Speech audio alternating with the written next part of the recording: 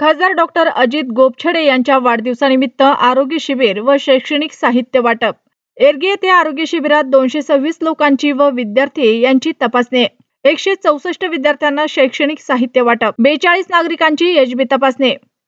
नांदेड जिल्ह्याचे राज्यसभा खासदार डॉक्टर अजित गोपछडे साहेब यांच्या वाढदिवसानिमित्त देगलूर तालुक्यातील चालुक्यकालीन एरगी येथे शैक्षणिक साहित्य वाटप व आरोग्य शिबिराचे आयोजन करण्यात आले होते। त्यात एकूण 226 जणांची तपासणी करण्यात येऊन यामध्ये उपकेंद्र एरगी येथे कुष्ठरोग शोध मोहीम राबवण्यात आली असून व तसेच संशयित रुग्णांची तपासणी करण्यात आली आहे।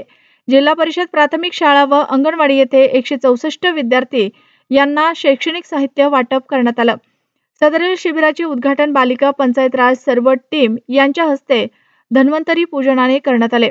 यावेळी कार्यक्रमाचे अध्यक्ष मुख्याध्यापक नागोराव चव्हाण सर, आरोग्य विषय प्रमुख मार्गदर्शक उपकेंद्राचे डॉक्टर किरण ठाकरे मॅडम होते। यामध्ये कुष्ठरोग शोध मोहीम राबवण्यात आली असून व तसेच संशयित रुग्णांची तपासणी, पोटविकार, बीपी, शुगर तपासणी, बीपी तपासणी, सामान्य आरोग्य तपासणी।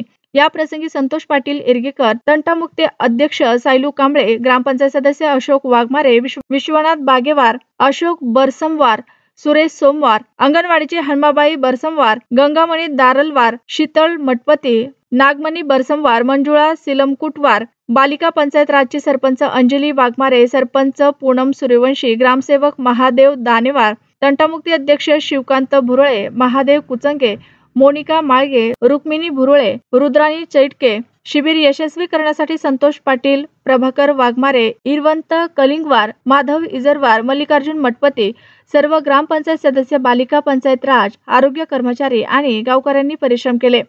प्रास्ताविक संतोष पाटील एरगेकर यांनी केले। आभार बालिका पंचायत राजचे तंटामुक्ती अध्यक्ष शिवकांत भुरळे, सूत्रसंचालन राजुरे सर यांनी केले। महाराष्ट्राचे लाडके मुख्यमंत्री माननीय श्री देवेंद्रजी फडणवीस यांच्या हस्ते आज छत्रपती संभाजीनगर येथील भाजपा कार्यालयाच्या नूतन इमारतीचे उद्घाटन करण्यात आले व नवीन इमारतीची पाहणीही केली। या प्रसंगी मंत्री अतुलजी सावे, राष्ट्रीय महिला आयोगाच्या अध्यक्षा विजया रहाटकर यांच्यासह अनेक खासदार, आमदार आणि मान्यवर उपस्थित होते।